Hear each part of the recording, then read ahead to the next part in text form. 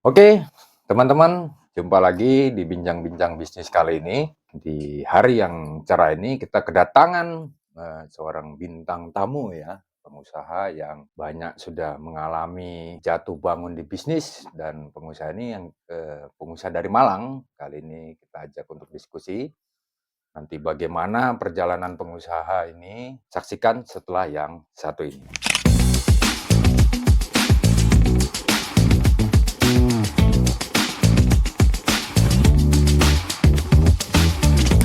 Oke teman-teman, langsung saja kali ini kita berbincang-bincang dengan pengusaha muda dari Malang yang tadi di awal saya katakan sudah melewati banyak perjalanan di bidang usahanya. Kali ini kita langsung berbincang dengan Mas Tommy, pengusaha dari Malang. Oke, terima kasih Mas Paul. Selamat pagi untuk pemirsa, untuk rekan-rekan yang ada di channel yang kita banggakan ini. Terima kasih waktunya sudah mengundang kami untuk hadir di sini. Baik Mas Tommy, langsung bisa nggak menceritakan latar belakangnya Mas Tommy seperti apa? Langsung to the point ya, ini ya. Ya, latar Baik, belakangnya. jadi saya juga sebenarnya berawal dari keluarga yang bisa dikatakan cukup berada. Jadi Oke. papa saya adalah dokter, ibu saya adalah guru. Jadi kedua orang tua saya adalah pengajar. Dan kebetulan kami juga, keluarga besar dari kebanyakan dari keluarga kami juga banyak dokter. Wah, dokter. Jadi, ya alhamdulillah saya bersyukur sih, Mhm. lahir dan dibesarkan oleh keluarga yang intelek. Jadi dididik dan dibesarkan dari keluarga yang cukup, harmonis, seperti itu. Dan mengutamakan pendidikan pastinya ya? Mengutamakan pendidikan, betul. Wah, menarik ya, Iya. cerita keluarganya. Terus, kira-kira Mas Tommy ini memulai bisnisnya tuh tahun berapa dan seperti apa gitu bisa masuk ke dalam bisnis itu? Iya. Jadi singkat ceritanya sebenarnya proyeksi dari orang tua saya itu harusnya saya itu diproyeksikan menjadi dokter juga gitu Dokter, ya. meneruskan ya? Betul, cuman karena saya ini lihat darah itu juga pusing gitu kan, Iya kemudian iya saya iya. juga kalau baca buku, lebih kepada apa ya, pusing sebenarnya ya. Iya Jadi iya iya iya. intinya, dari kuliah itu saya lulus SMA itu kuliah, akhirnya saya mengambil jurusan teknik mesin, Teknik seperti mesin, itu, oke. ya. Jadi kebetulan di Kota Malang, saya istilahnya berstudi di sekolah-sekolah yang sebenarnya cukup cukup favorit dari Mhm. SD, SMP, dan SMA, kemudian saya kuliah di Teknik Mesin Brawijaya, seperti itu. Brawijaya. Nah, itu basic awalnya. Nah, kemudian saya juga, karena saya juga tidak bisa mengikuti apa yang diinginkan sama orang tua saya, jadi saya sempat waktu SMP itu, menyampaikan ke orang tua, saya ingin jadi pebisnis seperti Pak D saya, kan gitu. Jadi Pengusaha kakak-kakaknya papa saya itu banyak jadi pengusaha, pengusaha, oke. gitu. Cuman ya waktu itu, orang tua juga sebenarnya cukup mendukung. Jadi waktu saya lulus tahun 2006 itu saya sempat dimodali bisnis, beberapa hal ada ini, persewaan mobil, rent car gitu, tapi akhirnya juga collab, kemudian saya juga sempat ini, budidaya lobster air tawar, Lobster. ya, tapi juga kolaps, terus kemudian buka usaha rental PlayStation di daerah Kota Ngawi, juga kolaps juga. Jadi singkat cerita lulus 2006 sampai 2008 itu gagal semua bisanya Mas Selama 2 Paul, tahun ini selama ya? 2 tahun. Akhirnya orang tua ini cukup pusing, ini anak disekolahkan dokter nggak mau, di model bisnis kok nggak bisa jalan, akhirnya dipaksa untuk sekolah S2, S2, oke. sempat. Sempat sekolah S2 tahun 2008, cuman masuk 2 minggu kena statistik, pusing kepala saya. Pusing Ya lagi. pusing, akhirnya saya keluar. Gitu, dari situ akhirnya saya sempat ya, tanda kutip "dikucilkan"lah sama keluarga, kecuali orang tua. Artinya ini anak, mau jadi apa, kan seperti itu. Nah kebetulan singkat cerita, ada teman SMA saya, Mhm. itu, ketemu dengan saya, menawarkanlah bisnis multi-level. Nah gitu, Oke, waktu itu multi-level MLM, MLM. multi level Nah itu, marketing, jadi di situ 2009 akhirnya kita ngembangkan, 2009. kok kebetulan alhamdulillah di bisnis multi-level ini berjalan gitu, Berjalan. ya. Dan ternyata memang saya punya passion di situ kemungkinan ya. Jadi, Cari downline gitu ya? betul gitu, ada passion di situ, singkat cerita ya jadi berjalan dan di situ sebenarnya saya punya banyak, edukasi, banyak ilmu terkait marketing, terkait penjualan dan Ya, sebagainya dari sales pastinya. betul, dari kegiatan multi level marketing itu, Mas Dan itu Paul. besar itu ya, sampai besar? Alhamdulillah jadi waktu itu temen ini baru ngembangkan, jadi dia Mhm, owner-nya, mengembangkan, dia butuh kepanjangan tangan untuk di daerah Indonesia Timur waktu itu. Indonesia Timur. Dan yang dipilih Malang karena dia, apa istilahnya, image-nya dia di saya adalah, Tom ini punya banyak link, punya banyak teman, punya Mhm banyak mhm, circle ya. dan sebagainya. Singkat cerita akhirnya kita kerjasama Dan dan besar ya? boom, wah itu. Weh, Jadi waktu itu karena Indonesia Timur belum ada, pusatnya masih di Malang, omsetnya kemudian udah gila pasti itu ya? omsetnya sudah waktu awal sih masih puluhan, Mas, waktu awalnya tahun pertama tuh puluhan tiap bulannya, sampai akhirnya merambah ke nilai miliar waktu itu, Miliaran, miliar. luar Sampai biasa, akhirnya omset dibuatin kantor miliaran. juga di Malang untuk pusat di Jawa Timur, kemudian berkembang ada di Kalimantan, di Sulawesi, di NTB, NTT, Bali dan sebagainya seperti itu. Itu awal mulanya di situ, Mas, gitu.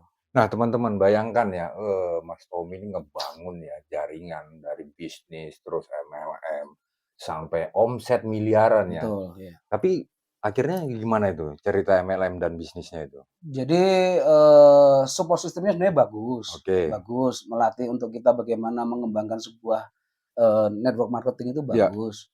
Cuman memang, apa ya, evaluasi yang saya dapatkan bahwa kalau support system aja bagus tapi produknya tidak bagus, akhirnya juga oke, tidak bisa maksimal. siap. Singkat cerita waktu itu pengembangan ini besar, Mas, downline saya sampai ribuan Ribuan, ribuan, luar sampai ribuan biasa. gitu, Keren keren. berkembang di seluruh dari Sabang sampai Merauke. Wah, keren. Nah, waktu itu singkat cerita saya sampaikan mungkin ya, mungkin nanti, pemirsa ada yang Buat memahami, teman-teman ya. ada yang kenal ya terkait ini bisnis, ini apa, investasi pohon jabon, gitu. Jadi awal di situ, ya berkembang pesat sebenarnya, cuman karena produknya yang, ini yang bukan produk anu ya, bukan produk yang sifatnya buatan manusia, tapi Ya ya, ya tentang tanaman, tanaman natural ternyata ya, literasi atau, istilahnya apa, pemahaman yang kita pemahaman, terapkan ternyata tidak sesuai dengan aplikasi di di lapangan, lapangan ya. pasti Jadi berbeda. pengembangan pohon jabon itu singkat, ceritanya 5 tahun sebenarnya investasinya. Jadi kita merekrut orang untuk dia mau investasi atau dia Mhm pengembangan mhm. di, network marketing-nya. Nah, investasinya itu istilahnya majemuk, ada dari nilai 10 juta sampai nilai miliaran, Mas, Miliaran untuk lagi. dapat sekian pohon dan sebagainya. Tapi ternyata setelah 5 tahun tidak bisa sesuai dengan harapan waktu itu, ceritanya gitu. Jadi tahun 2016 sebenarnya saya sudah lumayan sih dari, perusahaan multi level marketing tersebut saya sudah sempat keliling ke 39 negara sebenarnya Wah, waktu itu ya. Karena setiap 39 tahun negara. saya dapat reward, Dapat reward keliling ke luar negeri itu sampai 3 kali tiap tahun minimal gitu. ke Eropa Ke gitu ya, Eropa, ke Cina, ke mana-mana, ke Australia dan sebagainya. Jadi dengan omset yang besar itu dengan ya? omset yang besar seperti itu, Mas, itu. Jadi, ceritanya memang untuk, apa ya, istilahnya ending-nya atau Mhm, hilirnya ternyata memang perusahaan tersebut kolaps juga, kolaps akhirnya. tapi dari perjalanan kurang lebih 7 tahun, saya dapat banyak ilmu di situ, Mas. Banyak Terutama dapat, ilmu dari, kegiatan marketing itu, gitu ya. seperti itu. Jadi 2016 saya kolaps juga, saya harus nanggung hutang 7 miliar, Mas. Luar Ya biasa. itu, terus kemudian, Utang eee, yang banyak sekali ini ya, banyak 7 miliar sekali, ini. jadi berawal dari memang keluarga yang berada, Iya intermezzo aja nih ya, iya, kemudian saya juga mengembangkan bisnis juga pesat, tapi kemudian di ujung akhirnya juga hancur, jatuh sampai lagi. aset keluarga juga ikut terjual untuk menutup hutang saya itu. Dampaknya sampai ke keluarga Dampaknya ya. sampai ke keluarga juga Nah, gitu.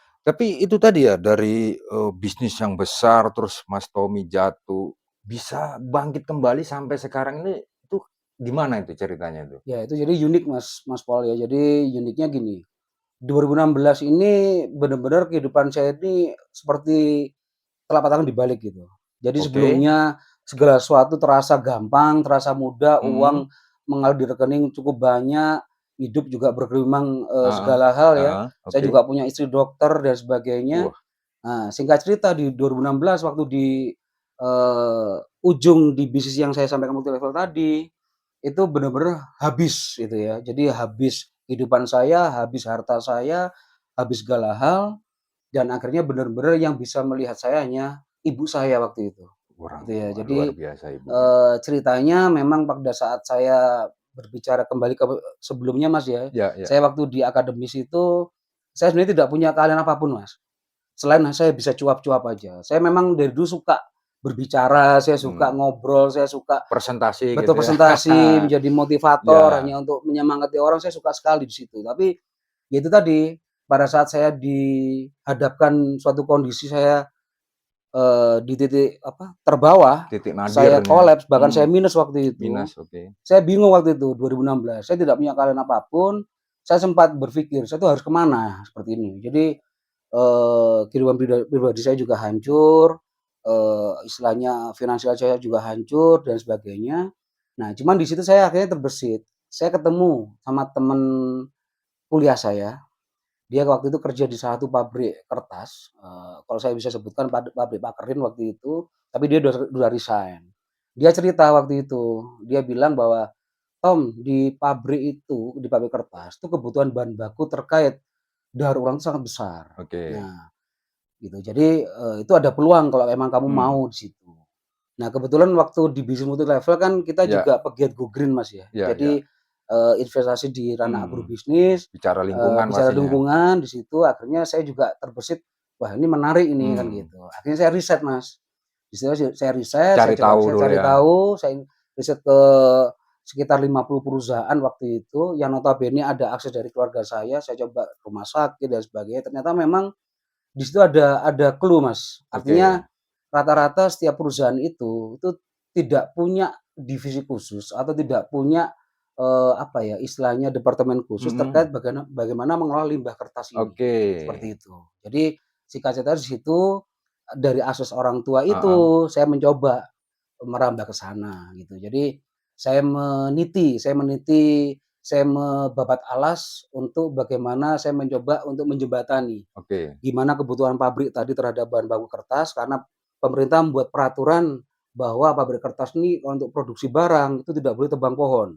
Oke. 80-20, 80% harus dari daur ulang, 20% dari baru dari tebang pohon. Di situ sebenarnya peluangnya besar sekali. Betul. Tinggal gimana cara kita, menjadi supplier bahan baku tadi. Akhirnya saya coba kerjasama dengan perusahaan-perusahaan yang ada akses orang tua saya, kan gitu. Oke. Itu berarti awal memula dan tadi sedikit, cerita motivasi ya berarti selain Iya, dari teman juga memang tetap peran, keluarga ini sangat penting di sini ya. betul Mas, iya. Awal mulanya seperti itu tadi ya. Nah, kira-kira cerita menarik apa itu yang, paling Mas Tommy ingat ketika memulai awal lagi nih ya, dari Iya, yang tadi terpuruk ini sampai betul. bisa naik lagi itu seperti apa? Yang paling menarik menurut Betul. Mas Tommy? Jadi gini, singkat ceritanya sebenarnya waktu itu setahun saya "menganggur" tanda kutip ya, saya Iya. menganggur, saya tidak ada kegiatan apapun, saya juga berpikir saya tidak punya keahlian apapun, sampai orang tua tuh menyarankan, "Kamu coba keluar kota aja, Iya. untuk bagaimana kamu mulai hidup lagi," kan gitu.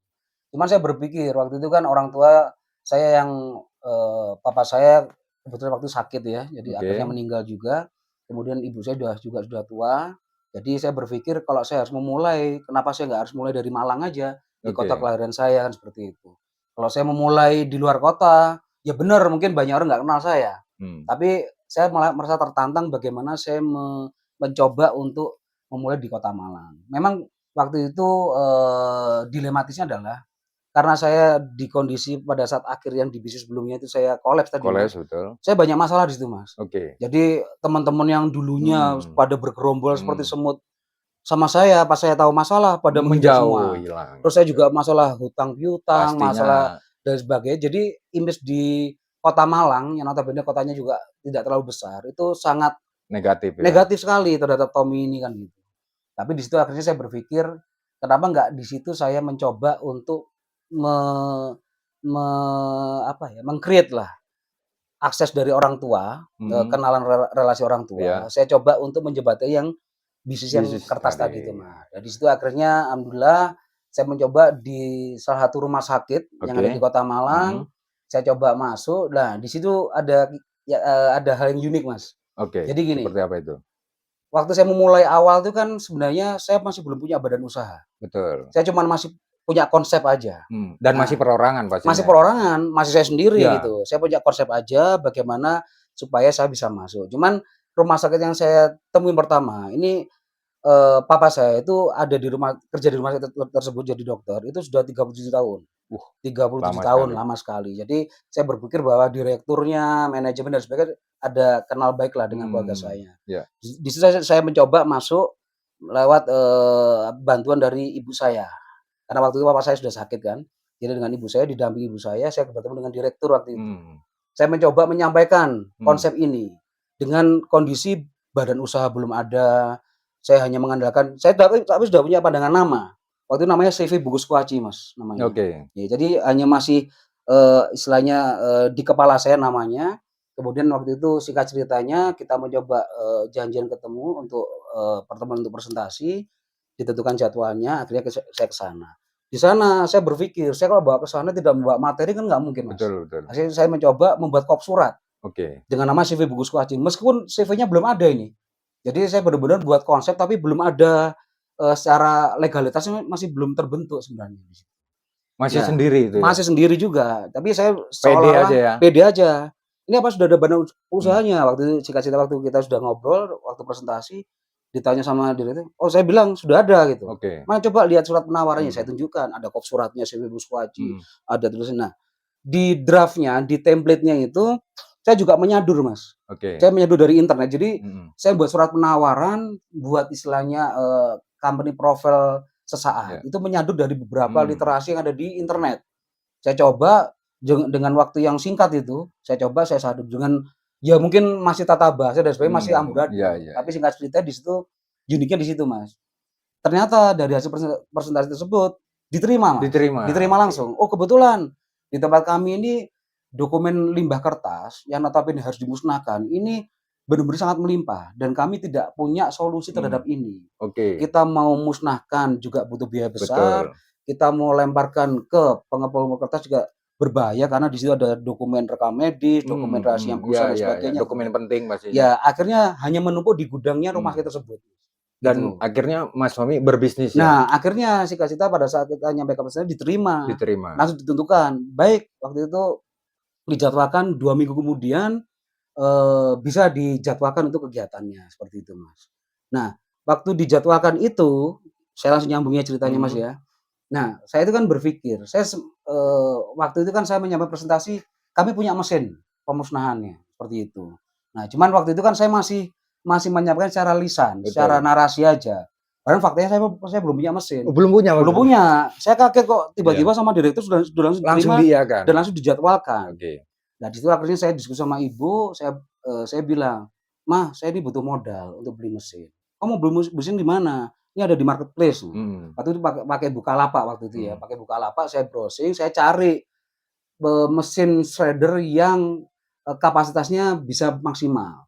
Di situ akhirnya ketemu yang mesin 70 lembar per menit. oke, Dari gambarnya tuh gede, Mas, dari gambarnya gede banget, kelihatan gede gitu, wah ini cocok mesinnya nih. Harganya kalau nggak salah waktu itu sekitar 2,6 sama ongkos kirim 2,9. Singkat cerita dipinjam uang sama ibu, transaksilah kan gitu. Di mmm, situ dijadwalkan akhirnya saya sudah sesuaikan, dari jadwal yang ditentukan sama rumah sakit tersebut untuk pemusnahannya, saya paskan 2, 3 hari sebelumnya, untuk mesin itu harus harus datang. Nah, datang. singkat cerita, mesin itu datang. Nah, ternyata kok cuman sekecil segini, Mas. Kecil banget itu mesinnya. Saya pikir, Bayangannya wah, besar gitu ya? ya digambarkan besar, ternyata Mmm, mesinnya kecil. Wah, ini konyol gitu. Cuman karena waktu sudah mepet, ya udah saya jadikan mesin itu untuk, alat bantu saya untuk pemusnahan. berarti mesin shredder ini tadi adalah mesin pemusnah atau penghancur gitu ya Yang mungkin? pertama kali saya beli dari uang pinjaman dari ibu, Oke, seperti itu awalnya. Nah, singkat cerita, jadwal pemusnahan yang sudah ditentukan kita jalani kan, Mas. Mesin saya bawa ke lokasi. oke. Waktu manajemen rumah sakit tersebut datang, pada ketawa semua, Mas. "Loh, Pak," Tertawa ditertawa tertawa, "Loh, Pak, kalau mesin ini, kami di setiap ruangan, di setiap tempat kami ada. ada Mungkin ternyata. ada sekitar 20 atau 30 mesin ada."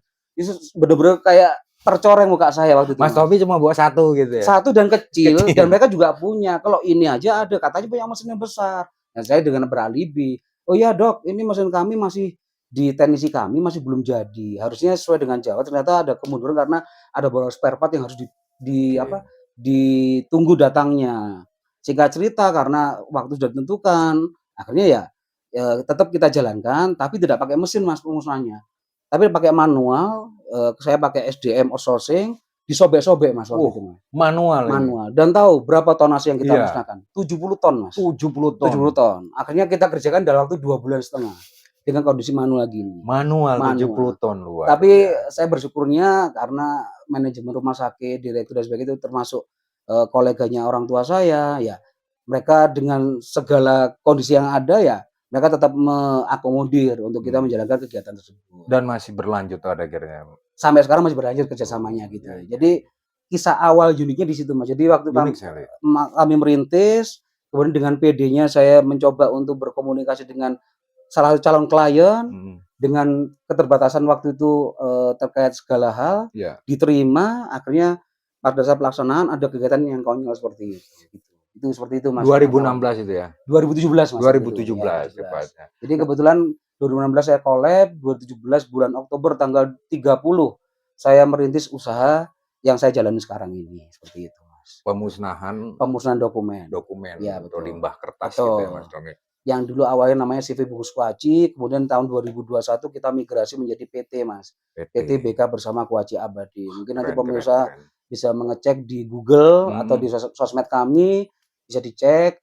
Ya, alhamdulillah di situ akhirnya di perjalanan 8 tahun ini, mhm. kami sudah mengelola sekitar hampir 1000 1000 klien, luar klien biasa. baik BUMN, pemerintahan, swasta. Swasta. Ya seperti kemarin kami kegiatan dengan bea cukai, dengan Wah imigrasi, dengan mungkin sekitar 88 rumah sakit di area kerja kami di Jawa Tengah, Jawa Timur, sama Bali Mas, wah Mas sudah Pol. sampai merambah ke Bali ini, Mas Betul, Tommy ya? artinya nanti ke depan kami juga akan ekspansi juga Siap. mencoba untuk ke Kalimantan, Amin amin ke amin Jawa amin. Barat, ke Sumatera dan sebagainya. Itu butuh waktu sih. Oh berarti ini memang sangat menggiurkan ya dari segi potensi dan keuntungan gitu, Mas Tommy Nah, ya? jadi memang kebetulan, entah ini keberuntungan atau apa Mas ya, jadi setelah saya masa "nganggur setahun" tanda Ya, kutip, terus saya ketemu bisnis ini, nah kebetulan memang menjadi problem solving Mas, oke. di ranah dunia, perusahaan atau instansi pada saat mereka tidak punya kendalanya mereka adalah mereka tidak punya divisi khusus Iya tadi, betul, tapi mereka mau membuang itu secara cuma-cuma juga berbahaya. berbahaya,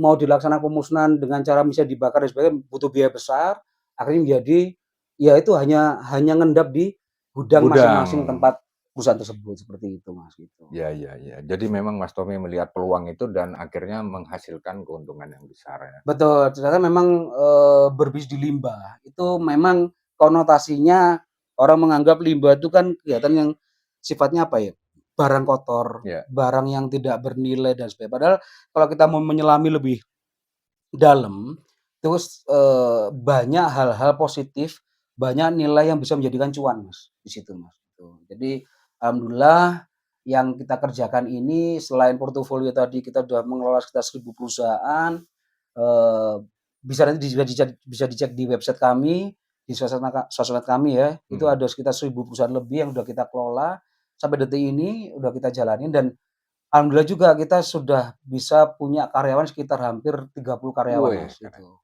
Jadi memang konsepnya karena kita berbicara jasa ya, jasa Betul. pemusnahan, jadi memang kita padat karya, Mas, padat karya. Jadi membutuhkan SDM yang cukup besar. Sambil Tapi diminum juga nggak siap, apa-apa. tapi di situ, memang akhirnya ya kita termasuk bisa di luar sana banyak perusahaan yang efisiensi mengurang karyawan, Mhm. tapi di kami dengan berkembangnya usaha kami otomatis banyak SDM-SDM yang kami rekrut juga, artinya Justru menambah membuka lapangan pekerjaan. pekerjaan juga di situ, Mas. Keren keren. Sambil minum Gitu, ya. siap.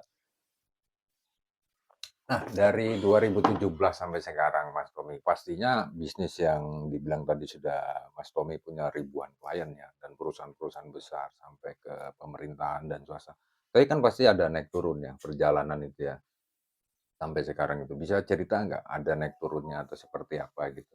Pasti Mas, Tantangannya? pasti Mas Paul. Jadi bisnis tuh tidak mungkin karena kami pelaku ya, tidak Iya. mungkin berjalan secara, lenggang gitu kan Iya. ya, pasti ada banyak masalah ya. Salah satunya yang saya sampaikan tadi, clue awal tadi pada saat kita sudah dapat klien pertama, ternyata kita ada kendala di mesin dan Iya. sebagainya. Dan di perjalanan memang, namanya kita tuh istilahnya apa ya, suatu hal merintisnya juga dari kondisi minus.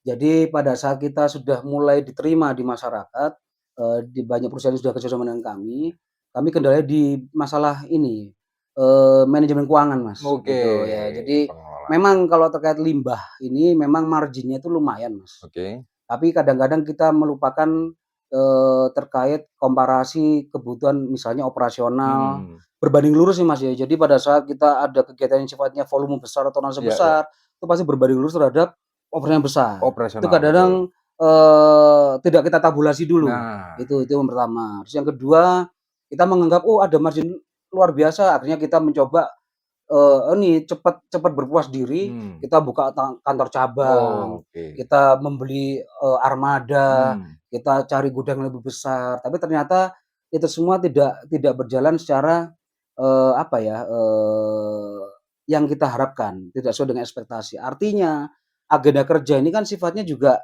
membutuhkan waktu, Mas. Jadi pastinya. sebagai gambaran aja, kami perusahaan jasa pemusnahan, Mas. Mhm, Pada saat kami sudah klik dengan salah satu perusahaan, itu ada birokrasi yang harus kami lalui, Mas. pastinya. Kenapa? Karena terutama perusahaan, yang sifat pemerintahannya itu harus ada tanda tangan dari ANRI. ANRI itu kepanjangan dari Arsip Nasional Republik Oke. Indonesia. Kemudian birokrasi di internal mereka juga butuh waktu. Kenapa? Dan Karena berjenjang dan pastinya. berjenjang, karena ya itu tadi, Mas, yang kita musnahkan, kita kelola bukan sembarang limbah, Betul tapi limbah yang di situ tertuang, rahasia perusahaan, betul arsip negara, dokumen betul. penting, otomatis harus benar-benar alurnya, itu harus jelas semua. Nah, itu kan butuh waktu, Butuh Mas. waktu Jadi pastinya. pada saat kita klik dengan satu perusahaan, mungkin contoh bulan Januari, baru pemusnahan di bulan, April, butuh waktu 3 bulan. Bahkan, ada perusahaan yang butuh waktu 4 tahun, Mas. 4 tahun. Iya, dari kita pertama kali sudah deal, itu baru pelaksanaan pemusnahannya baru butuh waktu 4 tahun, 4 tahun sampai baru seperti itu. baru bisa dilaksanakan Betul, itu. pemusnahannya. Jadi saat awal kami, penetrasi ke lapangan, banyak respon positif Oke. diterima, itu tadi saya sampaikan, kami langsung alokasi, oh beli Mmm, armada, penambahan armada. membesarkan gudang dan sebagainya, nambah karyawan, ternyata nggak berimbang di situ. Betul. Dengan agenda ini kadang-kadang fluktuatif. Di bulan ini mungkin besar agenda, bulan depan belum tentu. Nah, di situ ada kendala-kendala di Volumenya masalah tidak stabil ya? tidak stabil gitu, di awal-awal tahun seperti itu.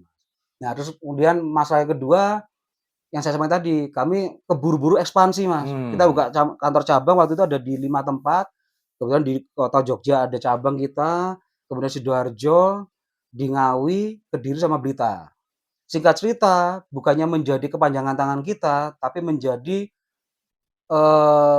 kompetitor kita kompetitor. di kemudian hari, fraud, Mas, di mana-mana gitu. Jadi, tahu, alurnya, tahu istilahnya apa, metode kerjanya, akhirnya mereka menjadi kompetitor kita, fraud-nya di situ. Nah, itu juga salah satu kendala-kendala yang kita alami selama Kendala, 8 oke tahun oke. berjalan ini. Tapi di perjalanannya, Mas, semakin ke sini kita semakin dewasa juga sih. Oke, Jadi setiap permasalahan yang kita alami yang terjadi, kita jadikan evaluasi, kita jadikan istilahnya, acuan untuk bagaimana kita ke depan lebih baik lagi. pembelajaran. Betul. Jadi singkat ceritanya memang, area kita kan Jawa Tengah, Jawa Timur, sama Bali, Mas. Tapi pengalaman waktu kemarin fraud, itu akhirnya kantor pusat di Malang untuk meng-cover ke seluruh area tadi, Kantor pusat seperti itu. tetap di Tetap Malang tetap di saja. Malang, seperti itu, Mas. Dan memang pada akhirnya, di perjalanan ini juga sampai sekarang PT BK ini kan tetap menghasilkan ini ya, banyak keuntungan, karena dengan penambahan-penambahan termasuk karyawan tadi ya. Betul. Nah, ini ada trik khusus nggak untuk bagaimana BK ini supaya PT BK, lebih, membesarkan untuk cuannya itu, Betul, keuntungannya seperti itu, seperti iya. apa Mas Tommy? Jadi gini, awal saya mengandalkan relasi dari orang tua saya. Oke, Tapi relasi semakin ke ini ya. sini, betul, semakin ke sini, ternyata bidang jasa ini membutuhkan bagaimana pelayanan ini menjadi salah satu variabel, acuan juga, Mas. Pada saat kita melayani klien tidak maksimal, otomatis mereka kecewa. Mhm, Kalau mereka kecewa, mereka tidak menggunakan jasa kita lagi, terus mereka menjadi cuap-cuap ke pihak lain. Itu oke. jadi juga pengalaman yang berharga buat kita. Kita pernah berapa kali pelayanan kita terkait jam, kita apa, sempat, terlambat, nggak on Mmm, time, kemudian karyawan kita tidak berseragam, tidak mmm, sesuai standar dari K3 dan sebagainya, itu menjadi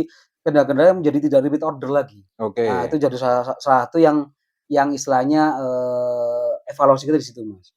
Nah, kemudian di perkembangannya, akhirnya kita rubah metodenya, Mas. Jadi kita punya SOP istilahnya ya, Heeh, kita punya standar operation prosedurnya. Jadi terkait SDM kita kemas sedemikian rupa, standar, ada penggunaan helm untuk K3-nya, iya ada iya. pakai ya rompi, kemudian bersepatu, kemudian kami juga terkait kegiatannya kami segala sesuatunya ada pemberkasannya lengkap, Mas. Jadi dari awal ada MOU-nya, ada SPK-nya, sampai ada berita acaranya, dokumentasi foto video sampai seperti itu. Jadi, pelayanan kami utamakan di situ, Mas. Pelayanan ya? Pelayanan supaya Mhm, supaya nanti dari pihak klien tersebut kalau terpuaskan mereka akan, punya siklus akan repeat order. repeat order. Nah, itu yang pertama. Yang kedua, mereka juga akan menceritakan pada perusahaan sejenis, contoh misalnya rumah sakit, dia kan cerita ke rumah sakit yang lain, "Ini loh Mhm, pakai PTBK untuk biaya pemusnahan," supaya, kegiatannya berjalan, aman dan sebagainya, ya seperti itu, Mas.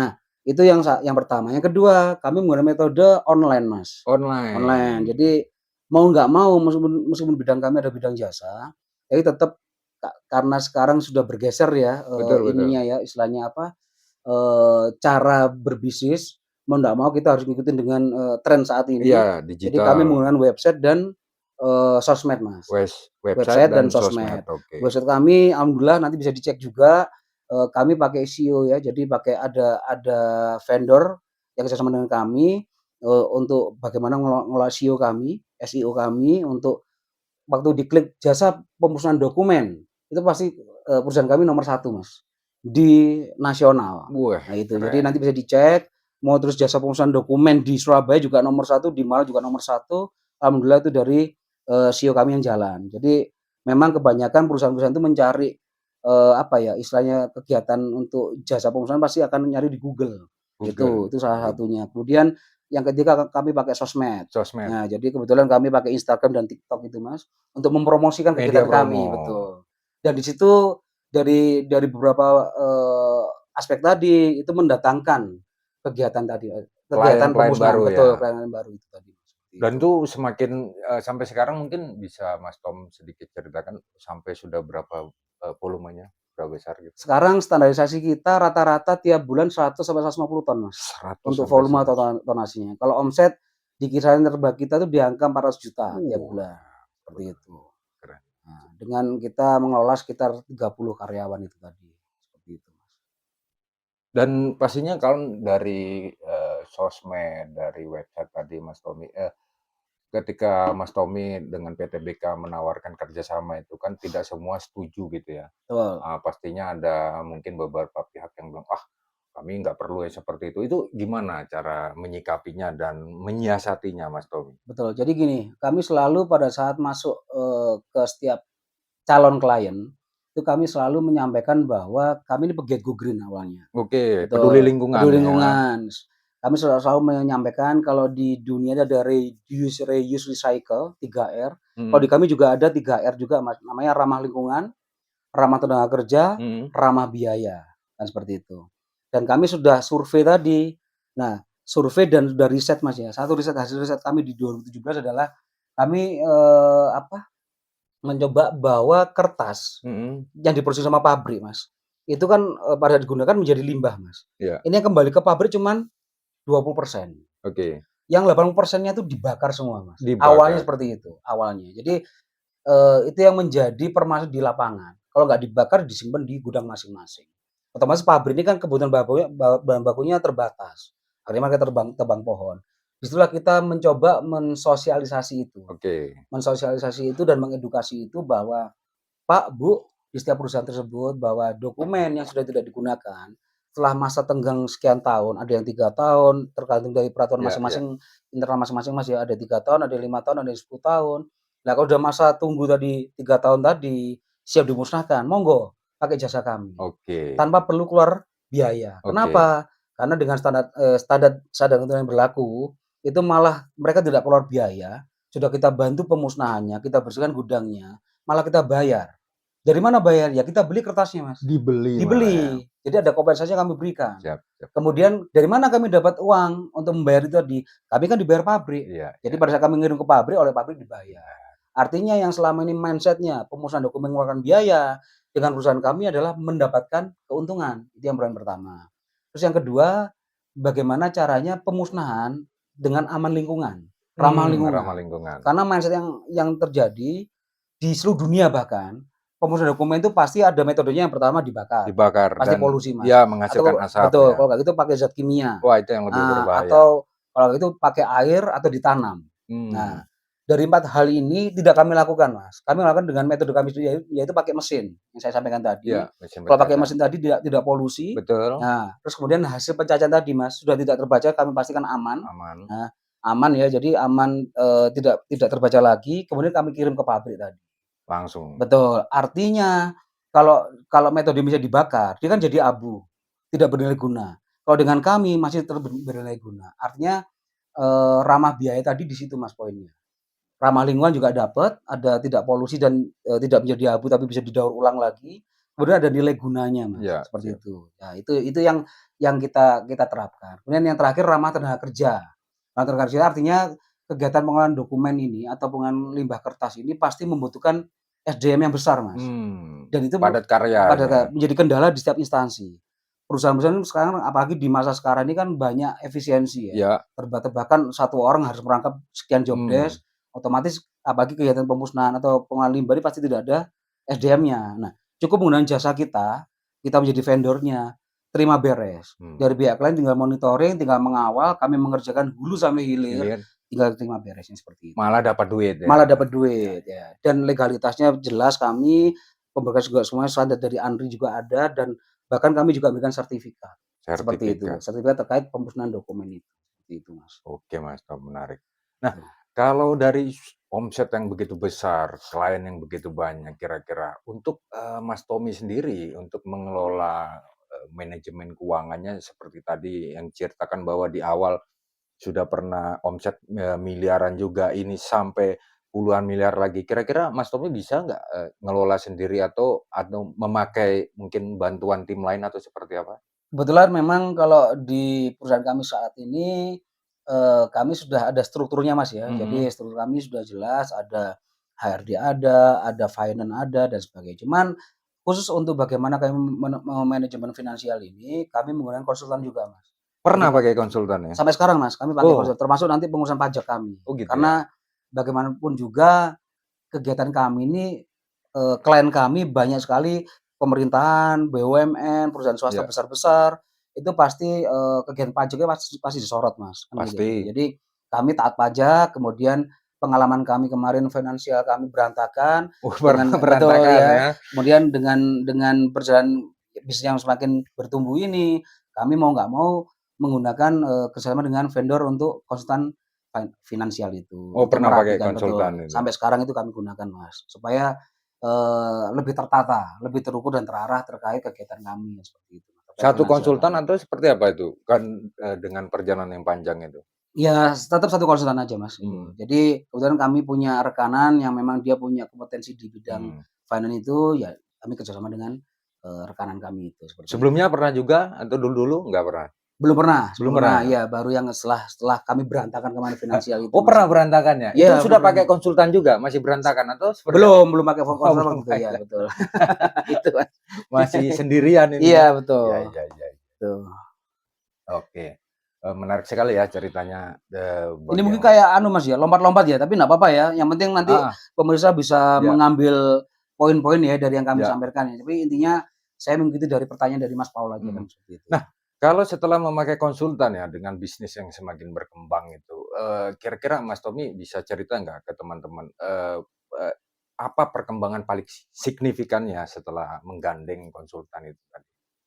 Ya otomatis, dari cash flow kami lebih tertata, Mas, kan. Oke, Kemudian yang kedua, kami pada saat menentukan, perencanaan untuk, ya misalnya mau ekspansi atau kami mau membeli sebuah apa, aset atau mhm, pengembangan-pengembangan sifatnya itu lebih terukur dan terarah sih, Mas. Jadi pastinya ya. memang karena, ini, Mas, istilahnya bukan kendala ya, tapi lebih ke ini, godaannya, Mas. Karena dunia limbah ini memang secara margin keuntungan tuh terkesannya secara brutonya gede, Mas. Betul. Padahal di situ kan yang saya sampaikan tadi, berbanding lurus, Mas, pada saat kita ngelola dokumen yang sifatnya lebih besar, tonase atau volumenya, itu berbanding lurus terhadap operasionalnya. Nah, yang sebelumnya seperti itu, kacau balau, tapi sekarang lebih terukur, terarah, seperti itu. Jadi, cash flow kami lebih lebih rapilah sekarang, seperti itu. Dan Itu sih. pastinya lebih enak ya untuk, mengembangkan usaha itu lagi ya? Otomatis, Mas, otomatis karena, kunci dari sebuah bisnis kan bagaimana manajemen finansial ini benar-benar, apa ya, istilahnya kondusif ya, gitu. Jadi, apa, bukan dilematis, tapi, godanya pengusaha itu pada saat melihat, "Oh, ini ada uang besar masuk." Iya, Padahal sebenarnya uang besar masuk kan, sifatnya masih omset, Mas. Di situ kan akan ter-breakdown, banyak betul. alokasinya untuk bayar gaji karyawan, untuk yang fixed cost yang, bulanan, operasional bulanan, nanti untuk yang variable cost seperti itu dan sebagainya. Itu sekarang lebih tertata sih.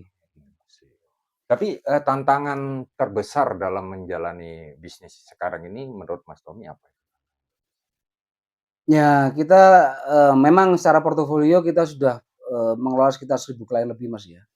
Ya, cuman kita kadang-kadang ada bukan di zona zona nyaman ya, tapi lebih kepada kalau kita, tidak mengembangkan secara horizontal maupun vertikal, itu otomatis ya kita akan di sini-sini aja kan Oke, gitu. Nah, susah makanya berkembang ini ya? betul, saya sempat, berdiskusi dengan satu konsultan, rekan saya yang konsultan bisnis saya, bukan konsultan finance ya, konsultan Ya, bisnis, itu menyampaikan bahwa, "Tom, kok bisa perusahaanmu ini harus ada inovasi lagi?" inovasi.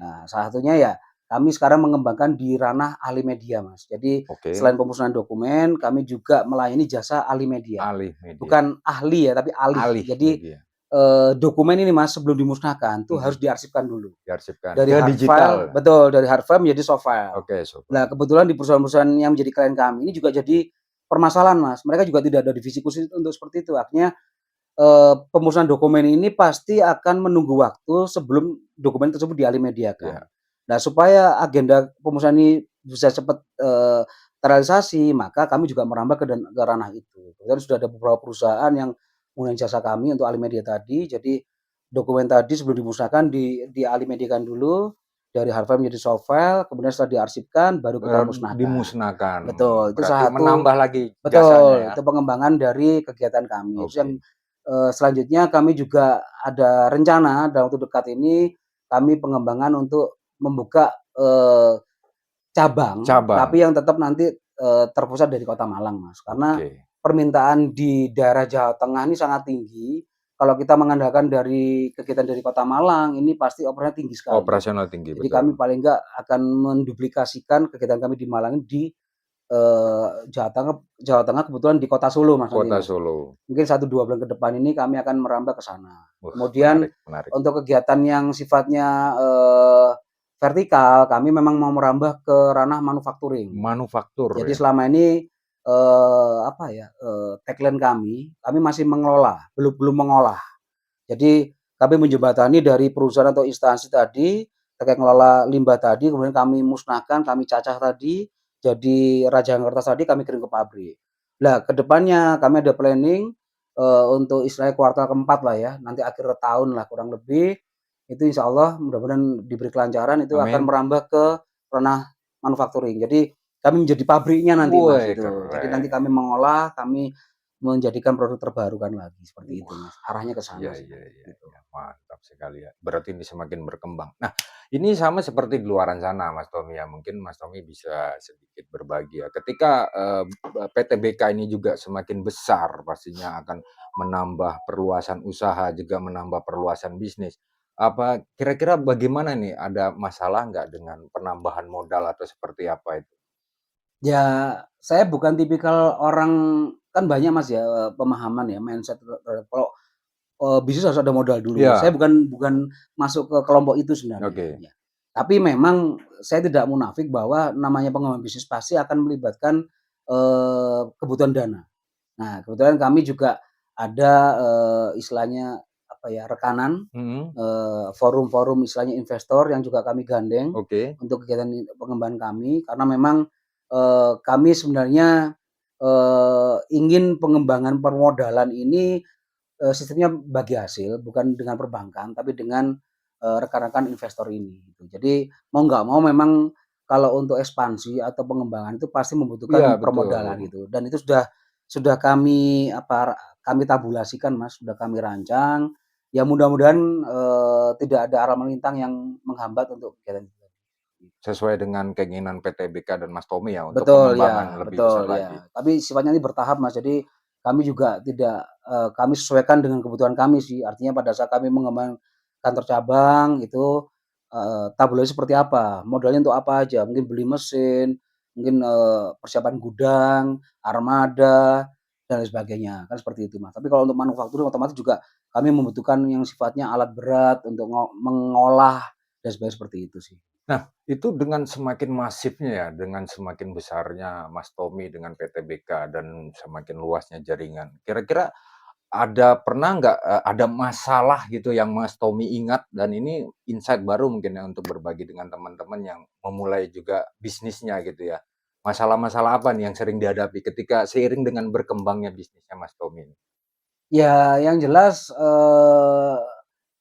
kompetitor pasti, Mas, kompetitor Kompetitor ya. ya? Jadi, memang kalau banyak sekali yang mengatakan bahwa ini bisnis yang unik ya. Jadi, Mhm, belum banyak menjalankan ya, belum banyak menjalankan. Tapi, pengalaman kami kemarin, orang-orang internal kami ternyata menjadi kompetitor kami, kan mmm, seperti itu ya. Itu salah satu dinamika yang terjadi. salah satu Nah, masalah selalu ya tantangannya ya? tantangan di situ. Yang kedua ya mungkin itu tadi, Mas, artinya bagaimana kita menangkap bahwa ada problem apa sih di Mmm, setiap, yang terjadi dalam ranah bisnis, Mas, ya. Jadi seperti kami ini kan mencoba riset tadi kan kita melihat, oh di setiap perusahaan itu ternyata punya punya permasalahan bagaimana ngelola, limbah kertas limbah ini secara kertasnya? aman, tapi, istilahnya, tidak merusak lingkungan, tapi bisa bernilai guna kan seperti itu, Mas, ya. Itu satu cara kami untuk melihat, bagaimana kami menangkap sebuah peluang bisnis. Tapi di situ memang, ada kesulitan, artinya kesulitan gini, bagaimana kita menjaga ritme terkait menjaga hubungan baik dengan setiap Mhm, klien tadi.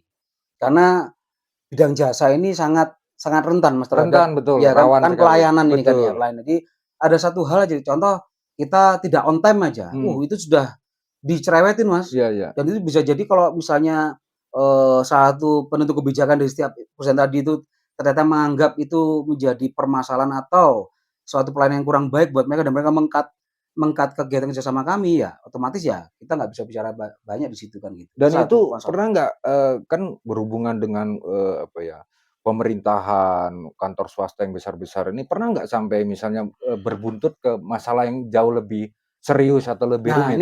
ini mungkin, istilahnya perlu saya sampaikan juga, Mas, ya. Jadi kami pernah di tahun 2023 itu kami kerjasama dengan salah satu kabupaten, kota kabupaten di Jawa Timur. Langsung ke bupatinya ini ya bahasanya Ya, ya? betul, dan kami waktu itu ditunjuk sebagai vendor resmi terkait pemusnahan dokumen Oke, untuk sekitar 11 instansi. 11 Ya, instansi, di nggak kota main-main nih. kabupaten tersebut, ya.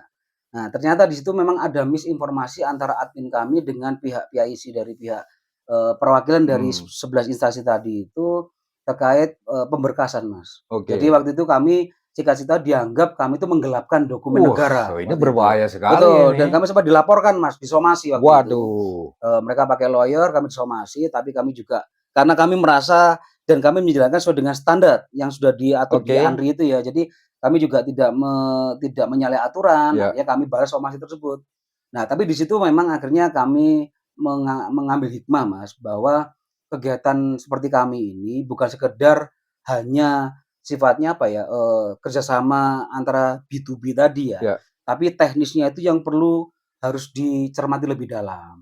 Bagaimana menata mmm, SDM-nya, bagaimana menata terkait pemberkasannya, bagaimana menata poin-poin di kerjasama tersebut, dan sebagainya, termasuk purna dari kegiatan, Mas. Jadi nanti di situ kan misalnya ada kompensasi yang melekat, atau biaya jasa yang kita bebankan yang melekat, otomatis itu juga harus tertuang secara detail. Kalau tidak, itu akan menjadi masalah di kemudian hari. Itu yang kami iya, alamin, Mas. Ya itu sampai kami ancaman pidana itu betul, pastinya. sampai pidana. Karena memang benar, Mas, artinya kalau nanti Mas Ngeri Pol sekali itu. mencek di literasinya ya, bahwa kertas, dokumen ini meskipun dia sudah masuk limbah, satu kertas ini punya, ranah pidananya. Iya, Ada dilindungi sama undang-undang. dokumen Jadi ini. betul, kita misalnya musnahkan satu perusahaan 10 ton nih, nggak usah 10 tonnya, satu lembar aja, kemudian kertas tersebut tersebar di Iya, khalayak ramai, terus akhirnya menjadi bungkus makanan dan sebagainya, mhm, dibaca terus dia bungkus kacang dilaporkan, gitu ya. kami bisa di-bredel usaha kami dan kami bisa Wah, mensuguhi di situ, seperti itu. Nah, di situlah akhirnya kami ngeri-ngeri juga sedap ya, menggandeng konsultan hukum juga, jadi wajib. kami, terkait, draft Mhm, MOU kami, terkait nanti komunikasi kami dengan pihak legalnya masing-masing perusahaan, itu kami menyerahkan pada konsultan hukum kami untuk, berkomunikasi lebih lanjut. Jadi, kalau bisa saya sampaikan bahwa memang secara narasi yang sampaikan tadi terkesan, "Oh gampang ya melalui badan." Wah Padahal limbah aja gitu ya, teknisnya nggak seperti itu Mas, gitu loh. Jadi teknisnya bener-bener banyak hal-hal yang kita tidak bisa, abaikan, banyak hal-hal yang kita juga harus jalankan, yang itu menjadi satu kesatuan dalam kondisi hulu sampai hilir kegiatan tersebut yang berjalan, seperti itu sih Mas, Nah, gitu sih. menarik sekali itu sampai tadi cerita itu di lapangan itu memang, tidak main-main. Dan ke depannya ini kalau Mas Tommy sendiri dan PT BK ini, memproyeksikan bisnisnya, pengelolaan limbah ini, limbah kertas ini seperti apa ke depannya ini? Iya. Mau gimana nih Mas Tommy? Apalagi dengan Jadi menyikapi tantangan ke depan ini? betul. Jadi hasil riset kami 2017 itu memang bahwa kertas ini memang sudah mulai di mana-mana dibilang paperless sebenarnya. Jadi, Paperless, betul. paperless ya, jadi artinya, mengurangi, Mengurangi penggunaan penggunaan kertas. kertas. Tapi hasil riset kami mengatakan meskipun dikurangi, tapi dia tidak anggaplah misalnya 100% nih Mas, Ya, cuman dia mungkin berkurang 10-20%. Mungkin masih 80% banyak kertas yang berada di masyarakat. Kenapa? Karena hasil riset kami yang pertama gini, oke. urutan tanda tangan basah itu masih digunakan, Mas. Yang Betul, masih pertama. wajib. Jadi, hal-hal semua udah digital, tapi banyak sekali kegiatan-kegiatan yang sifatnya, notulen, sifatnya yang untuk, di suatu hal dan sebagainya itu pasti pakai tanda tangan basah. Terus yang Oke, kedua, proses transisi pemahaman ke masyarakat terkait digitalisasi ini butuh waktu juga. oke. Ya, jadi, majemuk masyarakat Indonesia dengan 280 juta penduduk ini masih kebanyakan masih gambarnya gaptek. Otomatis kertasnya juga masih akan menjadi alat bantu atau apa ya, media Media utama. untuk berkegiatan, Ya, apapun itu, ya seperti itu. Jadi artinya sampai 50 tahun ke depan itu kertas itu masih digunakan. Nah, di situ sebenarnya peluangnya masih sangat besar, masih Mas. besar. Kenapa sangat besar? Itu tadi, karena pemerintah sudah buat peraturan 80% harus dari daur ulang pabrik ini, tidak boleh tebang pohon, kan seperti itu ya. Otomatis mereka butuh bahan baku. Nah, pabrik butuh bahan baku, tapi kalau setiap instansi tadi semuanya dibakar kan nggak ketemu nih, Iya, Mas. Nah, betul. makanya kami berada di tengah-tengah tadi menjadi penjembatan. Asik. Bagaimana dokumen yang sudah tidak digunakan, yang menjadi sifatnya limbah, tapi masih tertuang hal-hal yang sifatnya dokumen negara, arsip Rahasia rahasia, dokumen penting, itu tetap aman, ya jasa kami inilah yang jasa kami PT kami BK. jalankan, nah seperti itu, Mas. Oke, keren sekali ya pemaparannya di sini Mas Tommy ya. Udah banyak tadi bercerita ya teman-teman ya perjalanannya Mas Tommy. Semoga teman-teman mungkin di luar sana ya bisa mengambil insight, dari perjalanan bisnis PT BK dan Mas Tommy. Nah, Mas Tommy ini mungkin kita sudah mendekati penghujung. Pesan untuk teman-teman yang mau berbisnis di luar sana dan mungkin juga pesan untuk teman-teman yang sudah memulai berbisnis tapi masih jatuh bangun apa nih pesannya Mas Tommy buat teman-teman? Ya. Jadi gini Mas Paul, artinya kalau kita bisa memberikan sebuah, motivasi ya atau, pesan bijak bahwa kita mulai bisnis apapun tuh sebenarnya semua bisnis bagus, mau Betul. apapun itu.